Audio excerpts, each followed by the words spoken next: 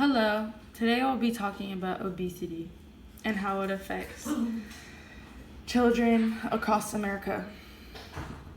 Alright, obesity has been called the new American epidemic by many doctors.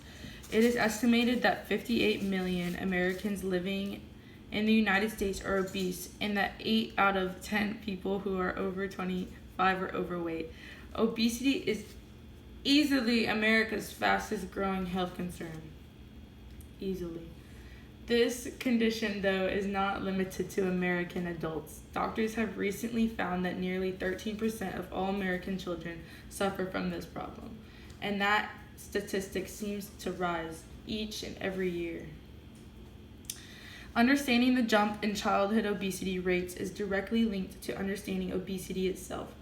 The American Academy of Pediatricians defines childhood obesity as occurring in kids who have a BMI of more than 30.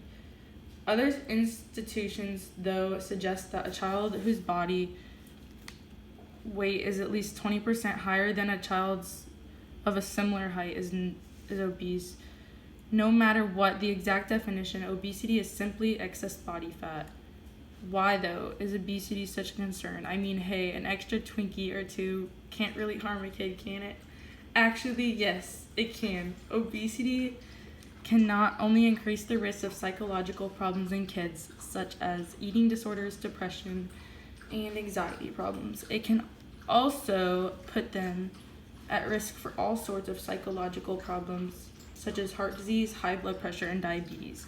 In fact, 45% of all new cases of juvenile type 2 diabetes are obesity linked. Childhood obesity increases the risk of orthopedic problems because kids are focused to carry extra weight that their bone structures simply cannot handle.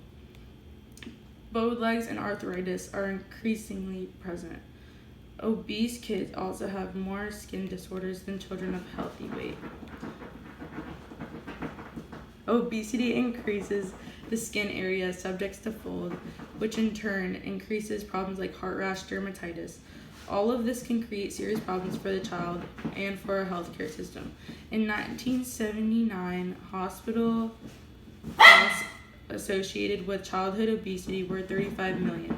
At the end of the decade, they had risen to 127 million. Some may suggest that the rise in childhood obesity rates is due naturally occurring medical conditions like hypothyroidism, I think it's called, and Cushing's syndrome. Each child who demonstrates symptoms of obesity should be carefully evaluated by a medical professional.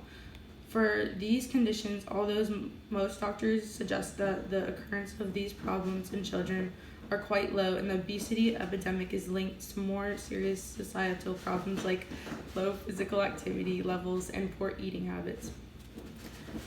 There is little doubt that the childhood obesity rates are on the rise, and treatments for the problem may be simpler than you think.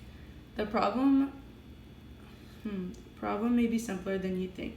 The best treatment for the problem on a societal level is prevention. This can be accomplished by increasing the number of mothers who breastfeed their babies, thereby delaying the introduction of solid foods to 6 months of age, limiting television and video games, and other kids alike, providing healthy, low-fat, nutritious snacks and meals for kids of all ages, and creating family exercise plans. If obesity is already present, treatment should include manageable weight loss plans, behavioral modification therapies, nutrition counseling, and an exercise plan. Overall, obesity is on the rise, and clearly everyone is at risk from the effects of this devastating condition. This unknown problem in America needs attention. Our children are our future, so it's unacceptable to put them at risk for obesity and the health problems associated with being overweight. By advocating healthy diets, exercise, and education, the rapid increase in childhood obesity throughout the country can be ended. We need to raise children to eat nothing but fruits and vegetables and not be a bad example when we choose to eat terrible foods. Thank you.